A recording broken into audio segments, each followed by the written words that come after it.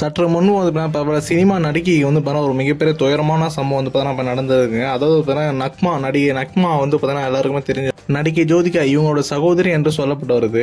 தமிழ், தெலுங்கு, மலையாளம், கன்னடம் போன்ற பல மொழிகளில் வந்து குணச்சித்திர நடிகையாகவும் நடிச்சு அதன் பின்னர் முன்னணி நடிகையாகவும் வந்து வலம் வந்திருக்காங்க. அதற்கு பிறகு வந்து பார்த்தீங்கன்னா அரசியலும் சேர்ந்து ஒரு சில முக்கிய அரசியல வந்து தன்னுடைய பதவி வந்து வகிச்சுட்டு வராங்க இப்போ வரைக்கும் அப்படின்னு சொல்லப்பட்டு வருது.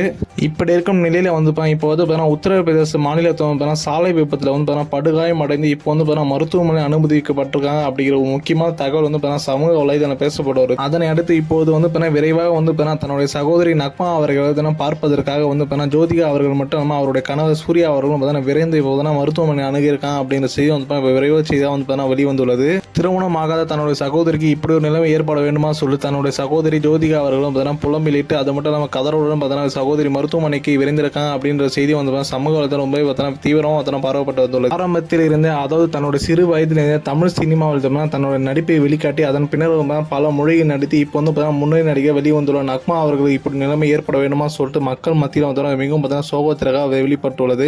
நடிகை நக்மா அவர்கள் ஏற்கனவே ஒரு பேட்டியின் மூலமாக தான் வந்து அரசியல் கட்சியில் சேருவது மக்களுக்கு நலம் மற்றும் சேவைகளை செய்வதற்காகவே மற்றும் எந்த நோக்கம் இல்லை அப்படிங்கிற ஒரு சில கருத்துக்கள் வெளியிட்டிருப்பாங்க. அதனை அடுத்து மக்கள் மனதில் இவங்களுக்கு மிகப்பெரிய ஆதரவு அப்படிங்கிறது கிடைத்தது. இதற்கு பின்னர் வந்து இப்போ ஒரு மிகப்பெரிய சோகமான செயல் வந்து இவங்க நடந்திருக்கு.